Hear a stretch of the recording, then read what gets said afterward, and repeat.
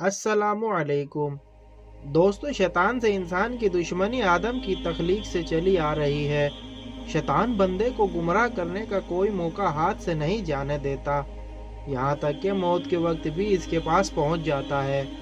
हज़रत मोहम्मद सल्लल्लाहु अलैहि वसल्लम ने फरमाया, यकीनन शैतान मौत के वक्त तुम में से हर एक के पास आता है और कहता है नसरानियत की हालत में मर। दोस्तों, शैतान के मकरो फरेब के बारे में हदीस पाक में एक बहुत ही अजीब वाक़या आया है। इब्न आमिर ने उबैद बिन यसार से लेकर नबी करीम सल्लल्लाहु अलैहि वसल्लम तक इस वाक़े की सनद पहुंचाई है। बनी इसराइल में बरसीसा नामी एक राहब था। इस वक्त बनी इसराइल में इस जैसा कोई इबादत गुजार न था। इसने एक इबादत खाना बनाया हुआ था और हमेशा इसी इबादत खाने में इबादत के अंदर मस्त रहता। इसे लोगों से कोई गर्ज न थी, ना तो वो किसी से मिलता और ना ही किसी के पास आता जाता था। शैतान ने इसे गुमराह करने का इरादा किया। वो ऐसा इबादत गुजार था कि अपना वक्त हरगिज़ ज़ाया नहीं करता था। शैतान ने देखा कि जब ये दिन में थकते हैं तो कभी कभी अपनी खिड़की से बाहर झांक कर देख लेते हैं। जब शैतान ने देखा कि बरसीसा दिन में 2 या 3 बार अपनी खिड़की से बाहर देखते हैं, तो इस मरदूद ने इंसानी शक्ल में आकर इस खिड़की के सामने नमाज की नियत बांध ली। दोस्तों, शैतान को नमाज तो क्या पढ़नी थी, बस शैतान नमाज की शक्ल बनाकर उनकी खिड़की के सामने खड़ा हो गया। चुनाचे जब बरसीसा ने खिड़की से बाहर झांका तो एक आदमी को कयाम की हालत में देखा। वो बड़ा हैरान हुआ। जब दिन के दूसरे हिस्से में इसने बाहर इरादतन बाहर देखा तो वो रुकू में था और बड़ा लंबा रुकू किया। फिर तीसरी मर्तबा उसने इसे सजदे की हालत में देखा। कई दिन इसी तरह होता रहा। आहिस्ता आहिस्ता बरसीसा के दिल में ये बात आने लगी कि ये तो कोई बड़ा ही बुजुर्ग इंसान है जो दिन रात इतनी इबादतें कर रहा है। वो कई महीनों तक इसी तरह शक्ल बनाकर कयाम, रुकू और सजदे करता रहा। यहाँ तक कि बरसीसा के दिल में ये बात आने लगी, मैं इससे पूछूं तो सही ये कौन है। दोस्तों, जब बरसीसा के दिल में ये बात आने लगी तो शैतान ने खिड़की के करीब मुसल्ले बिछाना शुरू कर दिए। जब मुसल्ला खिड़की के करीब आ गया और बरसीसा ने बाहर झांका तो इसने शैतान से पूछा, तुम कौन हो? वो कहने लगा, आपको मुझसे क्या गर्ज, मैं अपने काम में लगा हूँ, मुझे डिस्टर्ब ना करें। वो सोचने लगा कि कितनी अजीब बात है, किसी की कोई बात सुनना गवारा ही नहीं करता। दूसरे दिन बरसीसा ने पूछा कि आप अपना तारुफ तो करवाएं। वो कहने लगा, मुझे अपना काम करने दो। अल्लाह की शान। एक दिन बारिश होने लगी। दोस्तों, वो बारिश में भी नमाज की शक्ल बनाकर खड़ा हो गया। बरसीसा के दिल में बात आई कि जब ये इतना इबादत गुजार है कि इसने बारिश की भी कोई परवाह नहीं की, क्यों ना मैं ही अच्छे इखलाक का मुजाहिरा करूं और इसे कहूं कि अंदर आ जाओ। चुनाचा इसने शैतान को पेशकश की कि बाहर बारिश हो रही है, तुम अंदर आ जाओ। दोस्तों, शैतान कहने लगा, ठीक है, मोमिन को मोमिन की दावत कबूल कर लेनी चाहिए, लिहाजा मैं आपकी दावत कबूल कर लेता हूँ। दोस्तों, शैतान तो चाहता ही यही था। चुनाचा इसने कमरे में आकर नमाज की नियत बांध ली। वो कई महीनों तक इसके कमरे में इबादत की शक्ल में खड़ा रहा। वो दरअसल इबादत नहीं कर रहा था, फ़कत नमाज की शक्ल बना रहा था, लेकिन बरसीसा यही समझ रहा था कि वो नमाज पढ़ रहा है। दोस्तों, शैतान को नमाज से क्या गर्ज थी, वो तो अपने मिशन पर था। दोस्तों, जब कई महीने गुजर गए तो बरसीसा ने उसे वाकई बहुत बड़ा बुजुर्ग समझना शुरू कर दिया। इसके दिल में इसकी अकीदत पैदा होना शुरू हो गई। इतने अरसे के बाद शैतान बरसीसा से कहने लगा कि अब मेरा साल पूरा हो चुका है, लिहाजा मैं अब यहाँ से जाता हूँ, मेरा मकाम कहीं और है। दोस्तों, रवाना होते हुए वक्त वैसे ही दिल नरम हो चुका होता है, लिहाजा वो बरसीसा से कहने लगा, अच्छा, मैं आपको जाते जाते एक ऐसा तोहफा दे जाता हूँ जो मुझे मेरे बड़ों से मिला था। वो तोहफा ये है कि अगर तुम्हारे पास कोई भी बीमार आए तो उस पर ये पढ़कर दम कर दिया करना, वो ठीक हो जाया करेगा। तुम भी क्या याद करोगे कि कोई आया था और तोहफा दे गया। बरसीसा ने कहा, मुझे इसकी ज़रूरत नहीं है।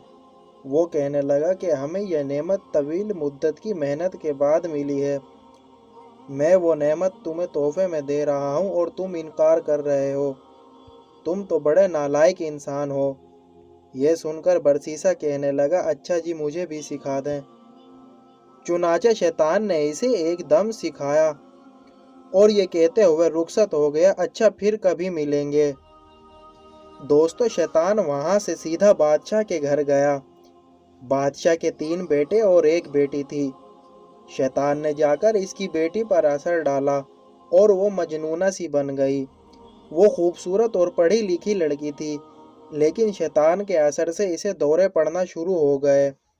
बादशाह ने इसके इलाज के लिए हकीम और डॉक्टर बुलवाए। कई दिनों तक वो इसका इलाज करते रहे, लेकिन कोई फायदा ना हुआ। दोस्तों, जब कई दिनों के इलाज के बाद भी कुछ अफाका ना हुआ तो शैतान ने बादशाह के दिल में ये बात डाली कि बड़े हकीमों और डॉक्टरों से इलाज तो करवा लिया है, अब किसी दम वाले से ही दम करवा कर देख लो। ये ख्याल आते ही इसने सोचा कि हाँ, किसी दम वाले को तलाश करना चाहिए। चुनाचा इसने अपने सरकारी नुमाइंदे भेजे ताकि वो पता करके आए कि इस वक्त सबसे ज़्यादा नेक बंदा कौन है। सब ने कहा कि इस वक्त सबसे ज़्यादा नेक आदमी तो बरसीसा है और वो तो किसी से मिलता ही नहीं है। बादशाह ने कहा कि अगर वो किसी से नहीं मिलता तो इनके पास जाकर मेरी तरफ से दरख्वास्त करो कि हम आपके पास आ जाते हैं। कुछ आदमी बरसीसा के पास गए। इसने इन्हें देखकर कहा कि आप मुझे डिस्टर्ब करने क्यों आए हैं। उन्होंने कहा कि बादशाह की बेटी बीमार है। हकीमों और डॉक्टरों से बड़ा इलाज करवाया, लेकिन कोई फ़ायदा नहीं हुआ। बादशाह चाहते हैं कि आप बेशक यहाँ ना आएं ताकि आपकी इबादत में खलल ना आए। हम आपके पास बच्ची को लेकर आ जाते हैं, आप यहीं इस बच्ची को दम कर देना। हमें उम्मीद है कि आपके दम करने से वो ठीक हो जाएगी। इसके दिल में ख्याल आया कि हाँ, मैंने एक दम सीखा तो था, इस दम को आजमाने का ये अच्छा मौका है। चलो, ये तो पता चल जाएगा कि वो दम ठीक भी है या नहीं। चुनाचा इसने इन लोगों को बादशाह की बेटी को लाने की इजाज़त दे दी। बादशाह अपनी बेटी को बरसीसा के पास लेकर आ गया। इसने जैसे ही दम किया वो फौरन ठीक हो गई। दोस्तों, मर्ज भी शैतान ने लगाया था और दम भी शैतान ने ही बताया था, लिहाजा दम करते ही शैतान बादशाह की बेटी को छोड़कर चला गया और वो बिल्कुल ठीक हो गई। दोस्तों, अब तो बादशाह को पक्का यकीन हो गया था कि मेरी बेटी बरसीसा के दम से ही ठीक हुई है। दोस्तों, 1-1.5 माह के बाद शैतान ने फिर बादशाह की बेटी पर हमला किया और वो फिर से बीमार हो गई। बादशाह फिर से अपनी बेटी को बरसीसा के पास ले आए। जब बरसीसा ने दम किया तो शैतान बादशाह की बेटी को छोड़कर चला गया। हत्ता के 2-4 दिन के बाद बादशाह को पक्का यकीन हो गया था कि मेरी बेटी का इलाज इसके दम में है। अब बरसीसा की बड़ी शोहरत हुई कि इसके दम से बादशाह की बेटी ठीक हो जाती है। कुछ अरसा के बाद इस बादशाह के मुल्क पर किसी ने हमला किया। वो अपने शहजादों के हमरा दुश्मन का मुकाबला करने के लिए तैयारी करने लगा। अब बादशाह सोच में पड़ गया कि अगर जंग में जाएं तो बेटी को किसके पास छोड़ कर जाएं। किसी ने मशवरा दिया कि किसी वजीर के पास छोड़ जाएं और किसी ने कोई और मशवरा दिया। बादशाह कहने लगा कि अगर इसको दोबारा बीमारी लग गई तो क्या बनेगा। बरसीसा तो किसी की बात भी नहीं सुनेगा। चुनाचा बादशाह ने कहा कि मैं खुद बरसीसा के पास अपनी बेटी को छोड़ जाता हूँ। दोस्तों, देखो शैतान कैसे कैसे हथकंडे इस्तेमाल कर रहा है, कैसे कैसे जोड़ मिला रहा है। बादशाह अपने तीनों बेटों के हमरा और बेटी को लेकर बरसीसा के पास पहुंच गया और कहने लगा कि हम जंग पर जा रहे हैं, जिंदगी और मौत का पता नहीं। मुझे इस वक्त सबसे ज़्यादा एतमाद तुम पर ही है और मेरी बेटी का इलाज भी तुम्हारे पास है, लिहाजा मैं चाहता हूँ कि ये बच्ची तुम्हारे पास ही ठहरी रहे। برسیسا کہنے لگا، توبہ توبہ، میں یہ کام کیسے کر سکتا ہوں؟ یہ اکیلی میرے پاس ٹھہری رہے۔ بادشاہ نے کہا، نہیں، ایسی کوئی بات نہیں، بس آپ اجازت دے دیں، میں اس کے لیے آپ کے عبادت خانے کے سامنے ایک گھر بنوا دیتا ہوں اور یہ اسی گھر میں ٹھہری رہے گی۔ برسیسا نے یہ سن کر کہا، چلو ٹھیک ہے۔ جب اس نے اجازت دی تو بادشاہ نے اس کے عبادت خانے کے سامنے گھر بنوایا اور بچی کو وہاں چھوڑ کر جنگ پر روانہ ہو گیا۔ اب برسیسا کے دل میں یہ بات آئی کہ میں اپنے لیے تو کھانا بناتا ہی ہوں، اگر بچی کا کھانا بھی میں ہی بنا دیا کروں تو اس میں کیا حرج ہے؟ چنانچہ وہ اکیلی ہے، پتہ نہیں کہ اپنے لیے کھانا بنائے گی یا نہیں۔ چنانچہ وہ کھانا بناتا اور آدھا خود کھا کر باقی آدھا کھانا اپنے عبادت خانے کے دروازے کے باہر رکھ دیتا اور اپنا ہی دروازہ زور سے کھٹکھٹا دیتا۔ یہ اس لڑکی کے لیے اشارہ ہوتا تھا کہ اپنا کھانا اٹھا لو۔ اس طرح وہ لڑکی کھانا اٹھا کر لے جاتی اور کھا لیتی۔ کئی مہینوں تک یہی معمول بنا رہا۔ دوستو، اس کے بعد شیطان نے برسیسا کے دل میں یہ بات ڈالی کہ دیکھو، وہ لڑکی اکیلی رہتی ہے، تم کھانا پکا کر اپنے دروازے کے باہر رکھ دیتے ہو اور لڑکی کو وہ کھانا اٹھانے کے لیے گلی میں نکلنا پڑتا ہے۔ اگر کبھی کسی مرد نے دیکھ لیا تو وہ اس کی عزت خراب کر دے گا، اس لیے بہتر یہ ہے کہ کھانا بنا کر اس کے دروازے کے اندر رکھ دیا کرو تاکہ اس کو باہر نہ نکلنا پڑے۔ چنانچہ برسیسا نے کھانا بنا کر اس کے دروازے کے اندر رکھنا شروع کر دیا۔ وہ کھانا رکھ کر کنڈی کھٹکھٹا دیتا اور وہ کھانا اٹھا لیتی۔ یہی سلسلہ چلتا رہا۔ دوستو، جب کچھ اور مہینے بھی گزر گئے تو شیطان نے اس کے دل میں ڈالا کہ تم خود تو عبادت میں لگے رہتے ہو، یہ لڑکی اکیلی ہے، ایسا نہ ہو کہ تنہائی کی وجہ سے اور زیادہ بیمار ہو جائے، اس لیے بہتر ہے کہ اس کو بھی کچھ نصیحت کر دیا کرو، یہ بھی عبادت گزار بن جائے گی اور اس کا وقت ضائع نہ ہوگا۔ یہ خیال دل میں آتے ہی اس نے کہا، ہاں، یہ بات تو بہت اچھی ہے، لیکن اس کام کی کیا ترتیب ہونی چاہیے؟ شیطان نے اس بات کا جواب بھی اس کے دل میں ڈالا کہ اس کو کہہ دو وہ اپنے گھر کی چھت پر آ جایا کرے اور تم بھی اپنے گھر کی چھت پر بیٹھ جایا کرو اور اسے واعظ و نصیحت کیا کرو۔ چنانچہ اس نے اسی ترتیب سے واعظ و نصیحت کرنا شروع کر دی۔ اس کے وعظ کا اس لڑکی پر بڑا اثر ہوا۔ اس نے نمازیں اور وظیفے شروع کر دیے۔ اب شیطان نے اس کے دل میں یہ بات ڈالی کہ دیکھ، تیری نصیحت کا اس پر کتنا اثر ہوا ہے، ایسی نصیحت تو ہر روز ہونی چاہیے۔ چنانچہ اس نے روزانہ نصیحت شروع کر دی۔ اس طرح کرتے کرتے جب کچھ وقت گزر گیا تو شیطان نے پھر اس کے دل میں یہ بات ڈالی کہ تم اپنے گھر کی چھت پر بیٹھتے ہو اور وہ اپنے گھر کی چھت پر بیٹھتی ہے، راستے میں سے گزرنے والے کیا باتیں سوچیں گے کہ یہ کون باتیں کر رہا ہے، اس طرح تو بہت ہی غلط تاثر پیدا ہو جائے گا، اس لیے بہتر یہ ہے کہ چھت پر بیٹھ کر اونچی آواز سے بات کرنے کی بجائے تم دروازے سے باہر کھڑے ہو کر تقریر کرو اور وہ دروازے کے اندر کھڑے ہو کر سن لے، پردہ تو ہوگا ہی صحیح۔ چنانچہ اب ترتیب سے واعظ و نصیحت شروع ہو گئی۔ کچھ عرصہ تک اسی معمول سے نصیحت ہوتی رہی۔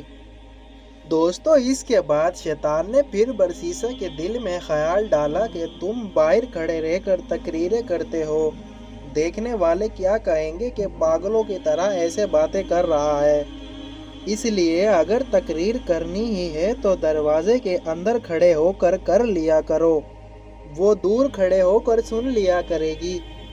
چنانچہ اب برسیسا نے دروازے کے اندر کھڑے ہو کر تقریر کرنا شروع کر دی۔ جب اس نے اندر کھڑے ہو کر تقریر کرنا شروع کی تو لڑکی نے برسیسا کو بتایا کہ اتنی لمبی نمازیں پڑھتی ہوں اور اتنی عبادت کرتی ہوں۔ یہ سن کر اسی بڑی خوشی ہوئی کہ میری باتوں کا اس پر بڑا اثر ہو رہا ہے۔ اب میں اکیلا ہی عبادت نہیں کر رہا بلکہ یہ شہزادی بھی عبادت کر رہی ہے۔ اور پھر اسی طرح کئی دنوں تک یہی سلسلہ چلتا رہا۔ بالآخر شیطان نے لڑکی کے دل میں برسیسا کی محبت ڈالی اور برسیسا کے دل میں لڑکی کی محبت ڈال دی۔ چنانچہ لڑکی نے کہا کہ آپ جو کھڑے کھڑے بیان کرتے ہیں میں آپ کے لیے چارپائی ڈال دیا کروں گی، آپ اس پر بیٹھ کر بیان کر دیا کرنا اور میں دور بیٹھ کر سن لیا کروں گی۔ اس نے کہا بہت اچھا، اور پھر لڑکی نے دروازے کے قریب چارپائی ڈال دی۔ برسیسا اس پر بیٹھ کر نصیحت کرتا رہا اور لڑکی دور بیٹھ کر بات سنتی رہی۔ اس دوران شیطان نے برسیسا کے دل میں لڑکی کے لیے بڑی شفقت، ہمدردی پیدا کر دی۔ کچھ دن گزرے تو شیطان نے برسیسا کے دل میں یہ بات ڈالی کہ نصیحت سنانی تو لڑکی کو ہوتی ہے، دور بیٹھنے کی وجہ سے اونچا بولنا پڑتا ہے، گلی سے گزرنے والے لوگ بھی سنتے ہیں، کتنا اچھا ہو کہ یہ چارپائی ذرا آگے کر کر رکھ لیا کریں اور کم آواز میں گفتگو کر لیا کریں۔ چنانچہ برسیسا کی چارپائی لڑکی کی چارپائی کے قریب تر ہو گئی اور واعظ و نصیحت کا سلسلہ جاری رہا۔ دوستو کچھ عرصہ اسی طرح گزرا تو شیطان نے لڑکی کو مزین کر کے برسیسا کے سامنے پیش کرنا شروع کر دیا، اور وہ یوں اس لڑکی کے حسن و جمال کا گرویدہ ہوتا گیا۔ اب شیطان نے برسیسا کے دل میں جوانی کے خیالات ڈالنا شروع کر دیے، حتیٰ کہ برسیسا کا دل عبادت خانے سے اچاٹ ہو گیا اور اس کا زیادہ وقت لڑکی سے باتیں کرنے میں گزر جاتا۔ سال گزر چکا تھا۔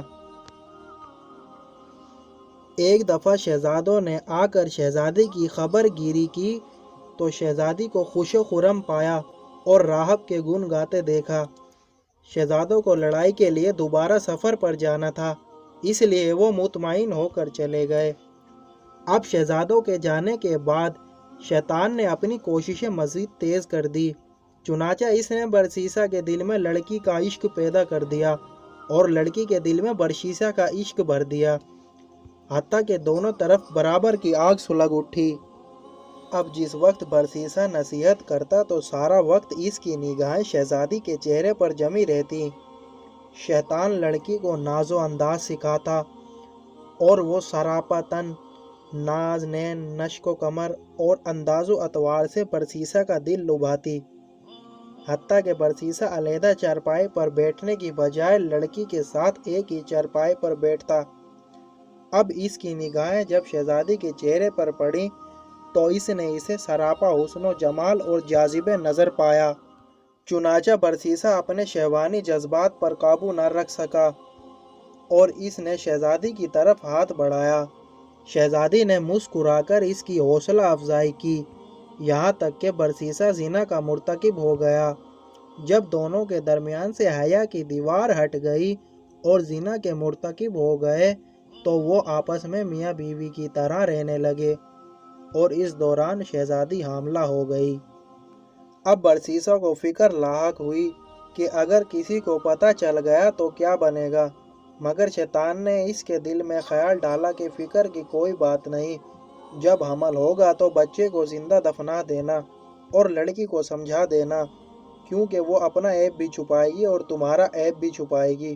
اس خیال کے آتے ہی ڈر خوف کے تمام حجاب دور ہو گئے اور برسیسا پھر دوبارہ بے خوف و خطر، ہوس پرستی، نفس پرستی میں مشغول ہو گیا۔ دوستو ایک دن وہ بھی آیا جب شہزادی نے ایک بچے کو جنم دیا۔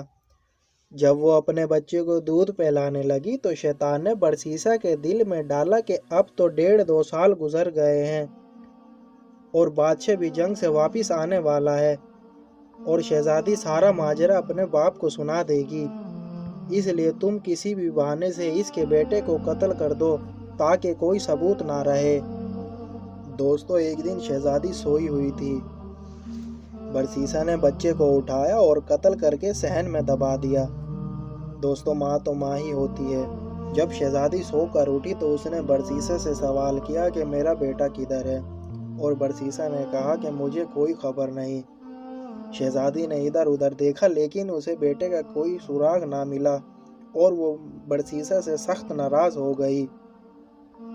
शैतान ने बरसीसा के दिल में ये बात डाली कि देखो ये माँ है और अपने बच्चे को हरगिज नहीं भूलेगी। शायद ये पहले बादशाह को कुछ न बताती लेकिन अब जरूर बता देगी। लिहाजा अब एक ही इलाज है, लड़की को भी कत्ल कर दो। ना रहेगा बांस और ना बजेगी बांसुरी। जब बादशाह आकर पूछे तो बता देना वो बीमार हो गई थी और मर गई। जैसे ही इसके दिल में ये बात आई तो कहने लगा हाँ बिल्कुल ठीक है। चुनाचा बरसीसा ने लड़की को भी कत्ल कर दिया और लड़के के साथ ही सहन में दफना दिया।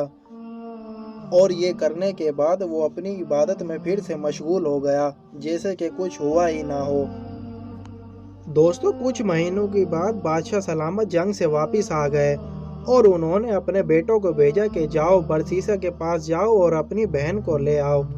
जब शहजादे बरसीसा के पास आए तो उन्होंने कहा कि हमारी बहन आपके पास थी और हम उसे लेने आए हैं। बरसीसा उनकी बात सुनकर रो पड़ा और कहने लगा कि आपकी बहन बहुत अच्छी और बहुत ही नेक थी और बहुत बड़ी इबादत गुजार थी, लेकिन वो फिर से बीमार हुई और उसके बाद अल्लाह को प्यारी हो गई।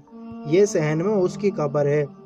भाइयों ने जब सुना तो वो रो धोकर वापस बादशाह के पास चले गए। जब शहजादे घर जाकर रात को सोए तो शैतान ख्वाब में बड़े भाई के पास गया और इससे पूछने लगा कि बताओ तुम्हारी बहन का क्या बना। वो कहने लगे कि हम जंग के लिए गए हुए थे, इसे बरसीसा के पास छोड़ कर गए थे, लेकिन वो अब फौत हो चुकी है। शैतान कहने लगा वो फौत नहीं हुई। इसने पूछा अगर फौत नहीं हुई तो क्या हुआ। वो कहने लगा कि बरसीसा ने खुद ये करतूत किया है और इसने खुद इसे कत्ल किया है और फला जगह इसे दफन किया और बच्चे को भी इसने इसी के साथ दफन किया है। इसके बाद वो ख्वाब में ही इसके दरमियाने भाई के पास गया और इसको भी यही कुछ बताया और इसके बाद छोटे भाई के पास जाकर भी यही कुछ बताया। तीनों भाई जब सुबह उठे तो एक ने कहा कि मैंने एक ख्वाब देखा है, दूसरे ने कहा मैंने भी यही ख्वाब देखा है, तीसरे ने कहा कि मैंने भी यही ख्वाब देखा है। वो आपस में कहने लगे कि ये अजीब इत्तफाक है कि सबको एक जैसा ही ख्वाब नजर आया। सबसे छोटे भाई ने कहा ये इत्तफाक की बात नहीं, बल्कि मैं तो जाकर तहकीक करूंगा। दूसरे भाई ने कहा कि छोड़ो ये कौन सी बात है, जाने दो। वो कहने लगा नहीं, मैं तो जरूर तफ्तीश करूंगा। चुनाचे छोटा भाई गुस्से में आकर चल पड़ा। इसे देखकर बाकी भाई भी इसके साथ चल दिए। उन्होंने जब जाकर जमीन को खोदा तो इन्हें अपनी बहन की हड्डियां मिली और साथ ही एक छोटे बच्चे का ढांचा मिल गया। दोस्तों जब सबूत मिल गया तो शहजादों ने बरसीसा को गिरफ्तार कर लिया और बरसीसा को काजी की अदालत में पेश किया। जब बरसीसा काजी के रूबरू हुआ तो इसने अपने घिनौने और मकरू फ़ैल का इकरार कर लिया और काजी ने बरसीसा को फांसी देने का हुक्म दे दिया।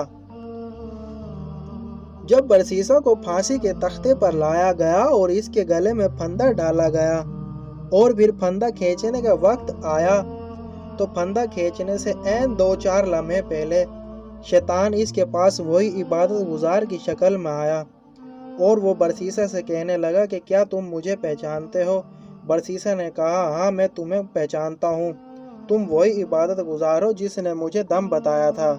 उसने कहा मैं इबादत गुजार नहीं बल्कि मैं शैतान हूँ। शैतान ने कहा कि वो दम भी मैंने तुम्हें बताया और लड़की को भी मैंने अपना ही असर डालकर बीमार किया था, इसे कत्ल भी मैंने तुमसे करवाया और अब अगर तुम बचना चाहते हो तो मैं जो तुम्हें कहूँ वो कहो।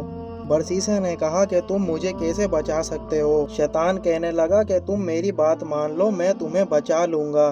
बरसीसा ने कहा कि मैं तुम्हारी क्या बात मानूं। तो शैतान ने कहा कि कह दो खुदा इस दुनिया में मौजूद ही नहीं है।